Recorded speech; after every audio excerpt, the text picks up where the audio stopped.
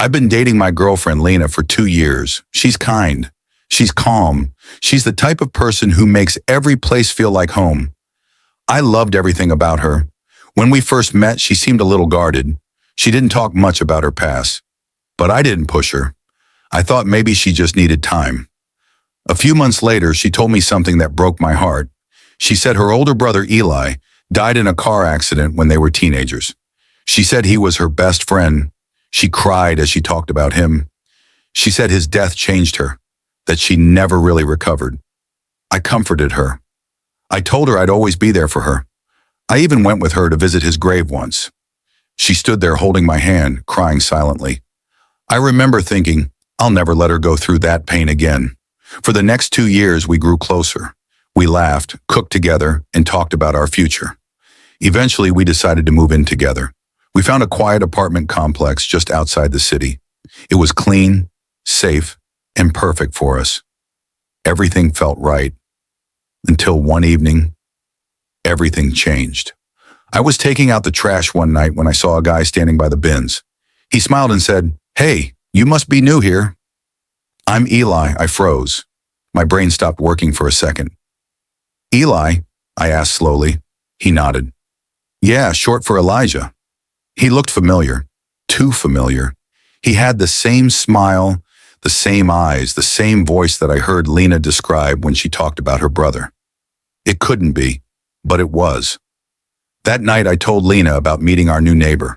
The moment I said his name, she went pale, completely white, like all the color drained from her face. She stared at me and whispered, "What did he look like?" When I described him, her hands started shaking. She got up, went to the bathroom, and locked the door. She stayed in there for almost an hour. When she came out, her eyes were red.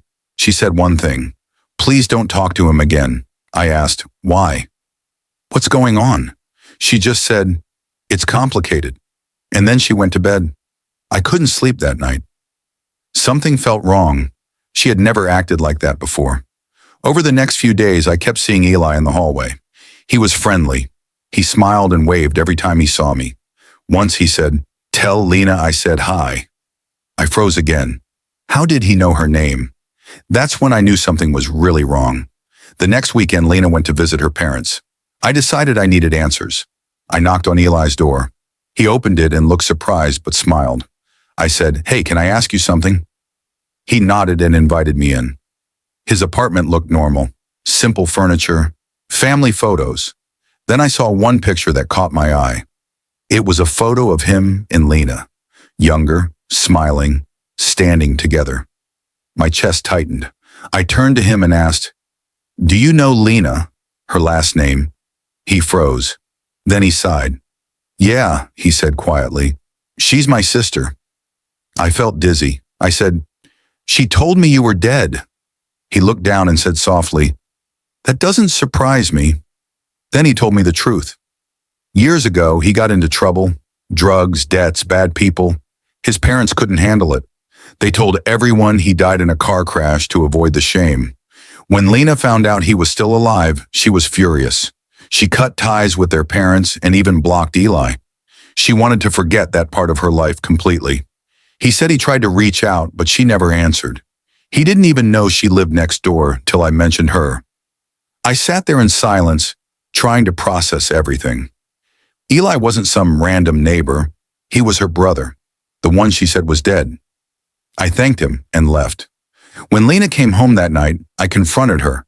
At first, she denied it, but when I told her I'd spoken to Eli, she broke down. She cried uncontrollably. She admitted everything. She said she lied because she didn't want me to know about her family's past. She said she was scared I'd see her differently. I asked her, "Why didn't you just tell me the truth?" She said, "Because it's easier to say he's gone than to explain everything." We talked for hours. I told her I didn't care about her family's past. I cared that she lied to me. She said she was sorry over and over, but I didn't know how to feel.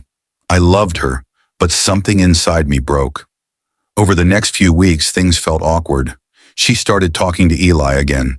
They were trying to fix their relationship, and honestly, I'm glad they did. But for me, the trust was gone. Every time I walked past Eli's door, I remembered her crying at a fake grave. The same grave she made me believe was real. Sometimes I still ask myself, if she could lie about something that big, what else could she hide? I'm still with her, for now. But deep down, I'm not sure it'll last. Because every time I see Eli, I remember the moment she said his name.